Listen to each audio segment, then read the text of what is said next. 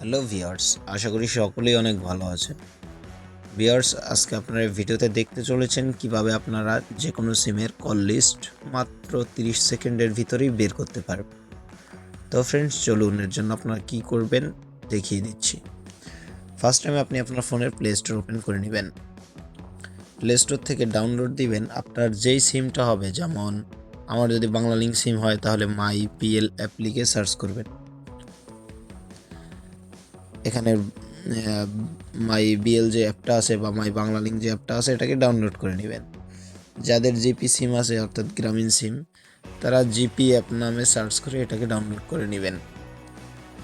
এবং সেই সাথে যাদের রবি এয়ারটেল আছে তারা রবি এয়ারটেল অ্যাপগুলো ডাউনলোড করে নেবেন। আমার এয়ারটেল অ্যাপ, এয়ারটেল সিম, সেহেতু আমি এয়ারটেল অ্যাপটা ডাউনলোড করে নেব। এরপরে এখান থেকে আমরা ইনস্টল করে নিব। এটা আমার অলরেডি ইনস্টল করা আছে, তো জাস্ট আমরা এটাকে ওপেন করব।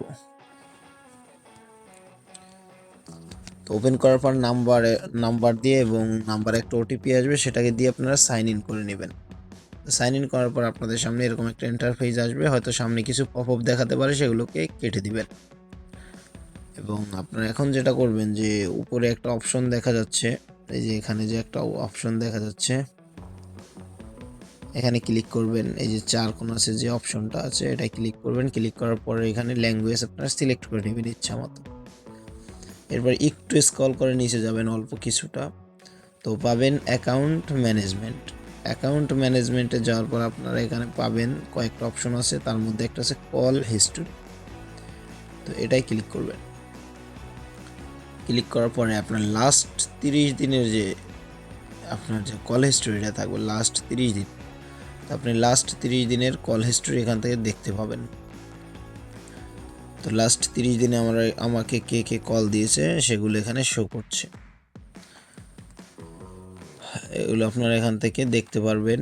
এবং সেই সাথে আপনারা উপরে ইন্টারনেট ব্যবহার করছেন কতটুকু, কত এমবি ব্যবহার করছেন সেগুলো দেখতে পাবেন। এসএমএস করছেন আপনি কাকে লাস্ট 30 দিনে, সেগুলো দেখতে পাবেন।